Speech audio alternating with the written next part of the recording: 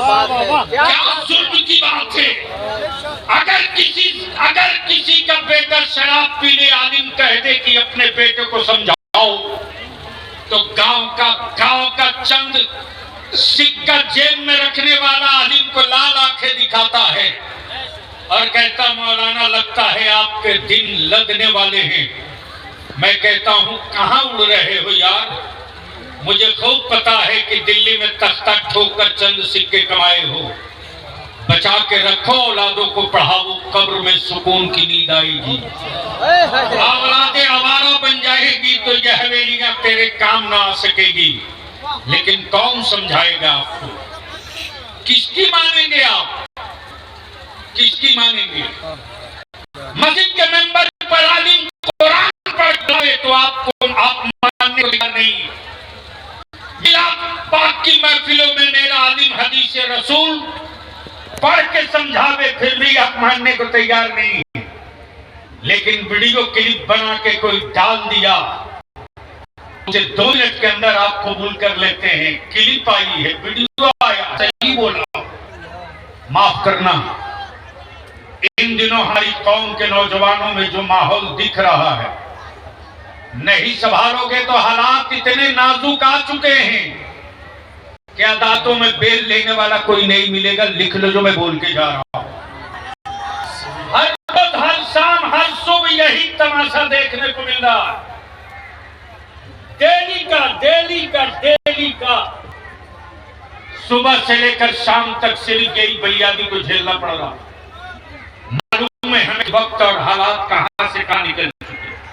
हाँ, यहाँ एक बात जरूर मैं अर्ज करना चाहूंगा कि इस वक्त पूरी दुनिया में रिसर्च इसी बात पर है, गरीबों की भीड़ में सबसे 1 नंबर में मुसलमान।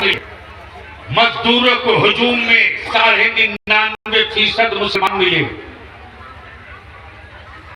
कम पढ़े लिखों की आबादी अगर देखनी हो तो मुसलमानों के मोहल्ले में चले जाओ और जमीन बेच करके अगर इसी से सीखना हो तो मुसलमान के बच्चों से सीख लो। बाप की जमीन बेच करके अगर दामाद खरीदने का रिवाज देखना हो तो मुसलमान की आबादी चले जाओ, और 20 घर मुसलमान होकर के 5 पार्टी देखनी हो तो मुसलमानों के टोले में चले जाओ। बोलो बात सही है गलत? अरे जोर सी है कि गलत?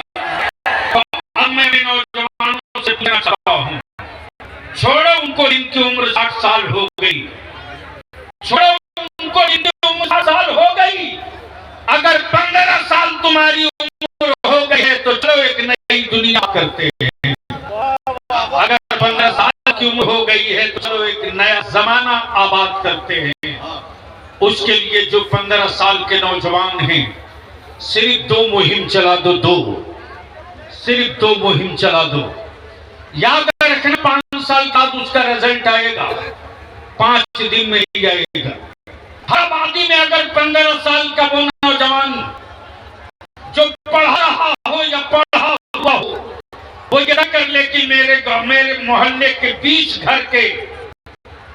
घर पूरा पश्चिम उत्तर दक्षिण का कोई बच्चा जाहिल नहीं रहेगा, हम 1 घंटा डेली फ्री में पढ़ा दिया करें।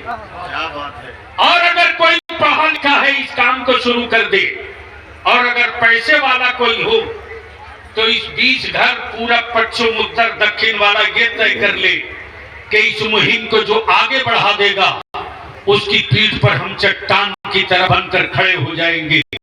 5 साल के बाद तेरी आबादी का रिजल्ट चेंज हो जाएगा। वरना ठोकते रहो हरियाणा पंजाब में तख्ता, बांटते रहो सरिया और लोहा, तेरी औलादें गुलाम बनेगी, कभी मालिक नहीं बनेगी। और अगर पढ़ा कर मर जाओगे तो याद रखना तेरी औलादें कभी नौकर नहीं बनेगी, हाकिम बनेगी। इसलिए की तारीख करके तो पन्ना चीख कर रहा है, जिनकी औलादें जाहिल होंगी उनकी औलादें नौकर होंगी, जिनकी औलादें पढ़ेंगी उनकी औलादें मालिक बनेगी। मालिक बनाना हो तो पढ़ाएगा, और अगर नौकर बनाना हो तो जाहिल रख दो। माफ करना ये भी कड़वी बात है, जाहिलों के मरने का कोई मातम नहीं होता, पढ़े लिखे मरने का शोक जमाना मनाया करता है। आज रिसर्च इसी बात हो रही कि गरीबों की थी आबादी में सबसे ज्यादा मुसलमान, फिर भी पूरी दुनिया में इस्लाम नजर कैसे आ रहा है? क्या बात है। इस्लाम नजर कैसे? अब एक बात मैं पूछूं नौजवानों आपसे, इन साल कई 100 साला जश्न मिलाद मनाए थे? जोर से बोलिए। 1500 साल। कैसा? 1500 साल। मुस्तफा जाने रहमत को आए 1500 साल हुए, इस्लाम को आए 1500 साल नहीं हुए।